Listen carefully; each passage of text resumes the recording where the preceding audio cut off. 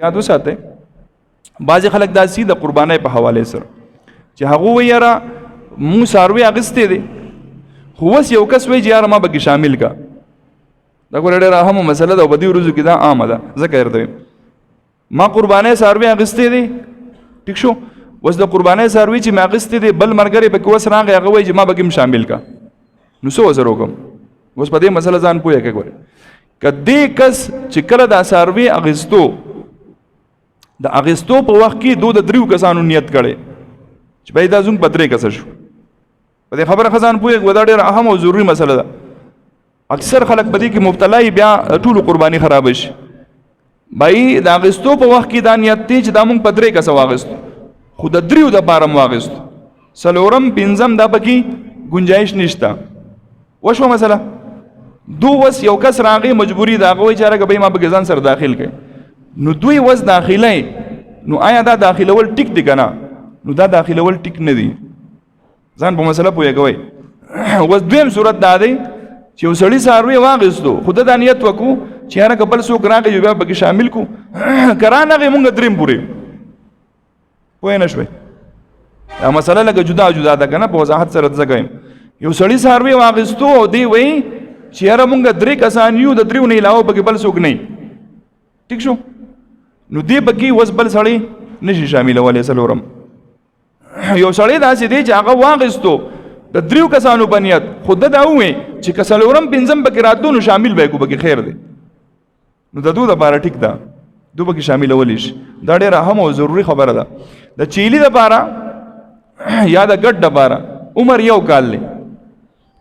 اوس هم یو کس ټلیفون وکړو چې بھائی څاروی دی د څاروي عمر دی 3 کاله څونه 3 کاله خو غاښې نه دي ګړي ځان په خبره پوهېږئ د چیلي د ګډ عمر دی 1 کال د 1 کال نه یوه ورځ هم کم دی نو قرباني به نه کېږي ها د ګډ په حوالې سره علما دا خو دا صرف د ګډ ډبره ده چې که اوس څاروي داسې دی د شپږو میاشتو دی څاروي څونه دی د شپږو میاشتو دی خو که د کال په څاروو کې پرېږدی او د کال د څاروو برابر دی صرف د ګډ دپاره نو په هغې کې دا مسله شته چې بای به قرباني کېږي د هغې عمر کمې خیر دی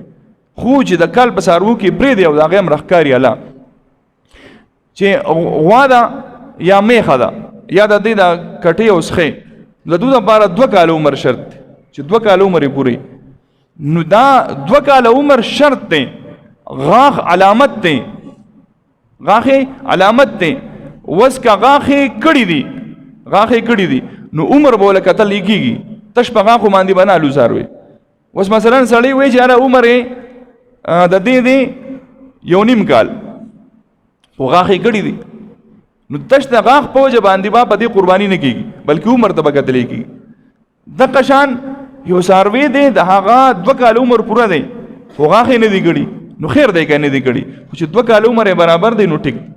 دا کس ماته یاره مفتي صاحب خو وایي موږ هم نه مسلې تپوس کوو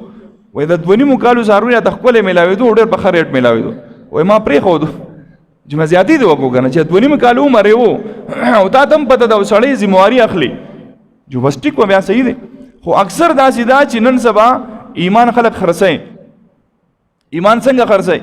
الله هم دې منډاو واله د مخامخ که پته برده ولګي د دروغو قسمونه خوري دروغ وایي داسې قسم به خوري که نه وایي مړه ستا دپاره زه خپل اخرت تباه کوم او قسم په الله چې دغه عمر یې برابر دی وزون د کور څاروي دروغ وایي اکثر پنجابي نو دا دی چې بھائی څاروي هم اخلی د سړي نن سبا چې کوم دی داسې دغه دی چې ځان سره لږ تجربهناک سړی بوځئ چې یاره په څاروي پوهېږي دا مشران بوځئ د مشرانو نه بغیر یې مالی مشرانو ته پته لګي چې هغوی وایي نه چې هلکه دا به صحیح دی که مشران نه وي داسې کس ځان سره بوځئ چې هغه په څاروي پوهېږي چې عمر یې پوره دی که نه دی نو که عمر یې کم دی که غاښې شته هم قرباني پې ګورې بیا نه کېږي نور به انشاءالله بلې جمعې له بیان